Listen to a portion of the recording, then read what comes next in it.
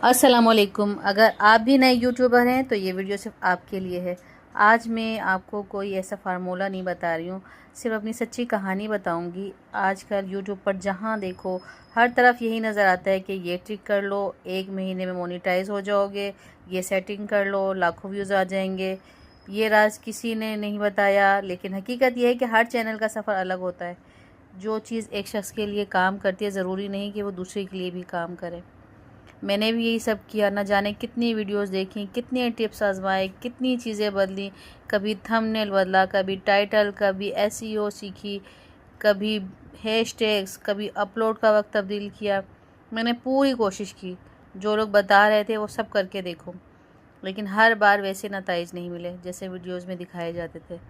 मेरे भी 3-4 चैनल्स थे, तो कुछ मैंने खुद डिलीट कर दिए और 1-2 पॉलिसी से डिलीट हो गए। कुछ पे तो 400 और 500 सब्सक्राइबर थे जो मैंने खुद ही डिलीट कर दिए थे। तो आज सोचती हूँ, महसूस होता है कि शायद मैंने जल्दी हार मान ली थी।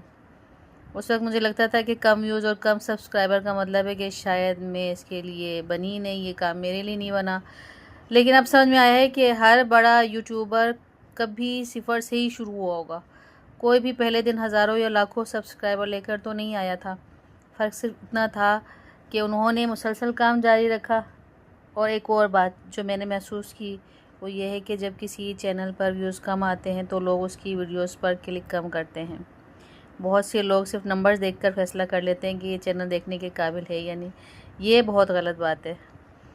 लेकिन हकीकत में अच्छा मवाद सिर्फ बड़े चैनल्स ही नहीं बनाते। बहुत से छोटे क्रिएटर, हम जैसे, आप जैसे न्यू यूट्यूबर बहुत मेहनत करते हैं, मगर उन्हें मौका मिलते में या मौका मिलने में जो है ना वो वक्त लगता है। इसलिए अगर आप नए यूट्यूबर हैं तो आपके व्यूज़ कम हैं, सब्सक्राइबर कम हैं, मेरी तरह। मैं ये नहीं कह रही हूँ कि मेरे भी बहुत सब्सक्राइबर हैं, मेरे बहुत व्यूज़ हैं, मैंने भी अभी चैनल बनाए, कुछ ही दिन हुए हैं। तो हिम्मत ना हारें, सीखते रहें, अपनी गलतियों से बेहतर बनते रहें, मुस्तकिल मिजाजी के साथ आगे बढ़ें।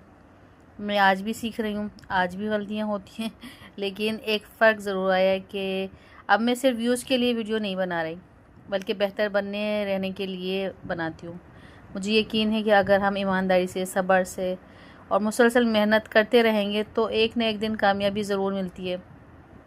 मेरा ख्वाब है कि एक दिन मैं भी एक कामयाब यूट्यूबर बन जाऊँ, और जब वो दिन आएगा ना तो मैं जानूँगी कि ये कामयाबी एक ही दिन में नहीं मिली, बल्कि मुसलसल कोशिश, गलतियों से सीखने और हिम्मत ना हारने का नतीजा थी।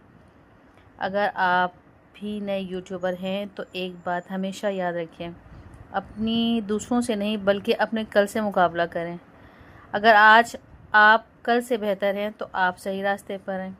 अल्लाह पर भरोसा रखें, मेहनत जारी रखें और कभी हिम्मत ना हारें।